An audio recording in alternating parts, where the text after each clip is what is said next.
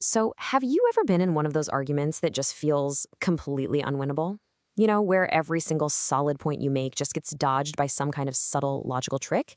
Well, today we are diving into one of the most common mind traps out there, and trust me, once you learn how to spot it, you are going to see it absolutely everywhere. We've all been there, right? You're in a discussion, you make a fantastic point, maybe you offer the perfect counterexample, and then all of a sudden the very definition of what you're arguing about just shifts. It's an incredibly frustrating loop to get stuck in. It honestly feels like you're trying to score a goal, but the other person just keeps picking up the goalposts and moving them. The second you think you've landed your point, bam, the target is somewhere else. And that exact feeling, well, that's at the very heart of what we're talking about today. Okay, let's look at this little exchange. It starts with this big, sweeping statement, right? No artist cares about money. But watch what happens when a perfect counterexample gets introduced. The original argument isn't really defended. Instead, the actual definition of an artist just changes. Suddenly, we're not talking about all artists anymore. We're talking about true artists. See the shift? That little conversational sidestep, it's not just some annoying habit. Nope, it's a really well-known error in reasoning, a specific mind trap that actually has a formal name. And learning to spot it is a huge tool for smarter thinking. At its core, this whole thing is a defensive move. It's not about finding out what's true. It's about making sure an original belief can never be proven wrong. It's like building a fortress around our generalizations. And here's the name, the no True Scotsman Fallacy. Basically, it's when someone redefines a group, whether we're talking about artists or, actual Scotsmen or sports fans, just to kick out the counterexample you brought up. So the key takeaway is this. Instead of actually rethinking their big claim, they just make the group smaller to make sure the claim still fits. So how does this trap actually get set? Well, it follows a super simple, predictable three-step pattern. And that metaphor we used earlier, moving the goalposts, is just the perfect way to picture how it's built. It all happens in 3 easy steps.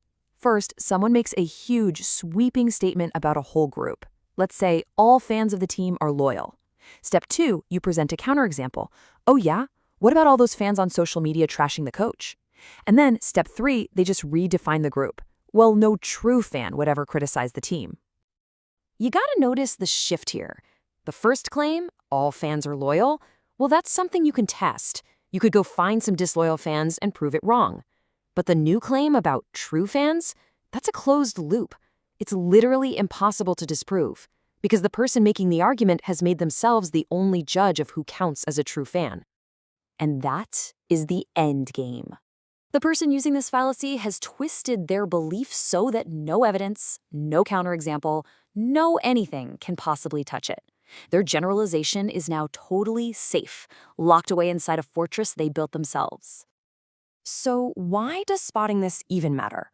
Well, because this trick is used everywhere, in ads, in politics, in our own daily arguments, to win points not with facts, but by just controlling the definitions. Being able to recognize it is like having a critical thinking superpower. So here's your toolkit for spotting this thing out in the wild. The moment you hear these little purity testing words, true, real, genuine, your fallacy alarm should start ringing.